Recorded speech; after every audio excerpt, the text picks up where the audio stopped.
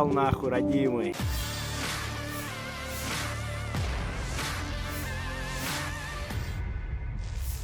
Militer Rusia merilis rekaman penyerangan pasukannya di garis depan. Pasukan khusus Rusia luncurkan serangan akurat pada area benteng angkatan bersenjata Ukraina.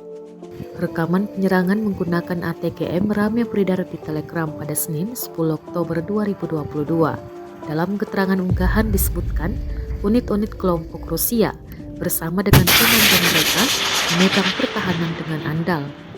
Kelompok pasukan khusus melakukan serangan balasan yang ditargetkan memukul mundur poin kuat dari musuh dan tidak mengizinkan untuk berkumpul kembali demi serangan balasan lebih lanjut. Sebelum pasukan Ukraina menyerang, titik tembaknya terkena ATGM. Вау! Попал нахуй, родимый. Вот она. Terima kasih sudah nonton. Jangan lupa like, subscribe, dan share ya.